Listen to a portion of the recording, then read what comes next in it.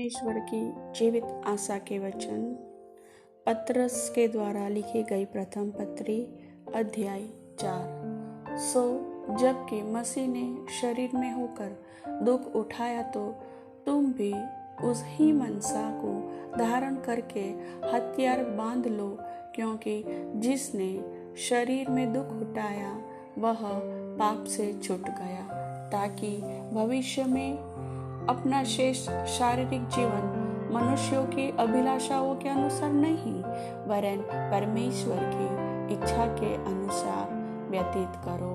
क्योंकि अन्य जातियों की इच्छा के अनुसार काम करने और लुचपन की बुरी अभिलाषाओं, मतवालापन, लीला क्रीड़ा, पियक्कड़पन और घृणित मूर्ति पूजा में जहाँ तक हमने पहले समय गवाया वही बहुत हुआ। इससे वे अचंभा करते हैं कि तुम ऐसे भारी लुचपन में उनका साथ नहीं देते, और इसलिए वे बुरा भला कहते हैं।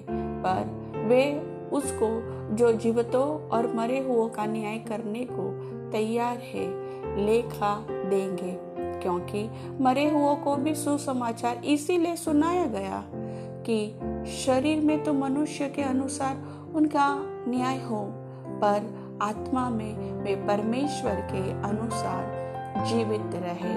सब बातों का अंत तुरंत होने वाला है, इसलिए संयमी होकर प्रार्थना के लिए सचेत रहो।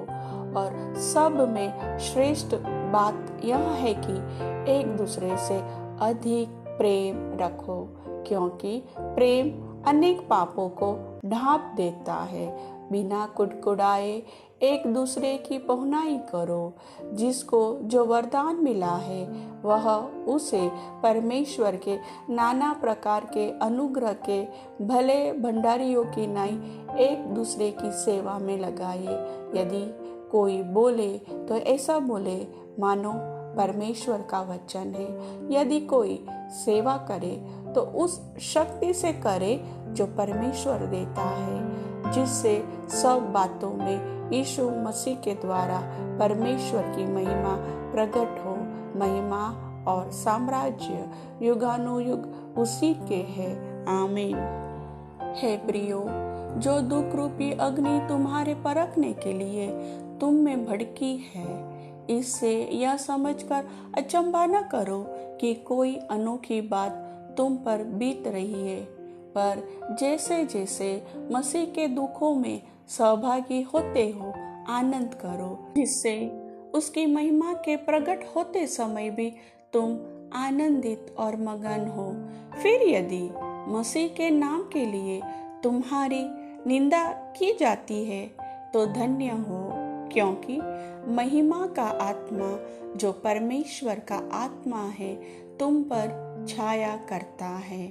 तुम में से कोई व्यक्ति हत्यारा या चोर या कुकर्मी होने या पराये काम में हाथ डालने के कारण दुख न पाए, पर यदि मसीही होने के कारण दुख पाए तो लज्जित न हो, पर इस बात के लिए परमेश्वर की महिमा करे, क्योंकि वह समय आ पहुंचा है कि पहले परमेश्वर के लोगों का न्याय किया जाए, और जबकि न्याय का आरंभ हम ही से होगा तो उनका क्या अंत होगा जो परमेश्वर के सुसमाचार को नहीं मानते।